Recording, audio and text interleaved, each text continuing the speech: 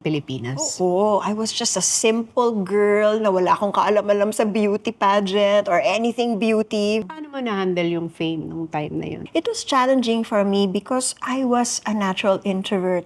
So having all these people give me attention, it was a struggle for me. Unlike for mga celebrity, kunyari mga artista, hindi pa kayo sikat nung una, tapos unti-unting umaakit yung kasikatan nyo, so unti-unti din kayo Yung nag-a-adjust, fans. di ba? Ako parang biglaan, instant. So it was a struggle. Pero later on, as the years went by, na-realize ko, happy lang sila, lumalapit sila kasi natutuwa sila na nabigyan ko sila ng proud moment nung nanalo ko sa pageant. Happy sila na nakikita nila isang celebrity na ina-admire nila, tas ngayon they see in the flesh. We get to share joy with people just by our mere presence, right? Pag iniisip ko, when you are at that moment, the peak of your career, when everything's on a high, hindi mo nararamdaman yun eh. Kasi di ba sunod-sunod ang trabaho, ratsyada lahat. Wala kang time to take in all the moment. Paano yun? How did it affect you from being a private, a normal, simple girl to becoming an instant celebrity? That's why I had to take a three-week hiatus with my family in New York. Para lang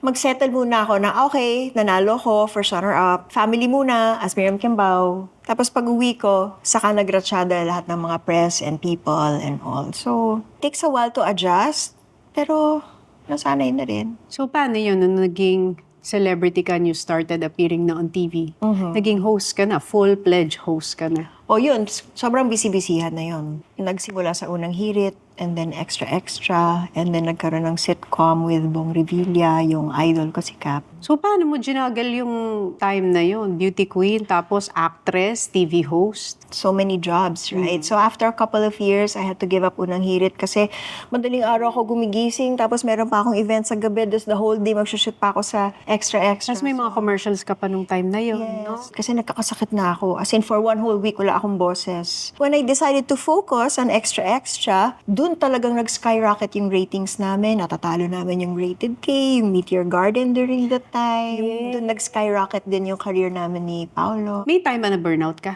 There was a time na, okay, daming pera, kasi daming projects, tapos sikat na sikat, daming awards. Pero in the middle of the limelight, at some point, I felt like it was all empty. I needed more meaning in my life. Walang fulfillment, gano'n? Kulang yung fulfillment internally on a deeper spiritual level. I guess that's what I was looking for. Someone once said that eternity is written in the heart of man.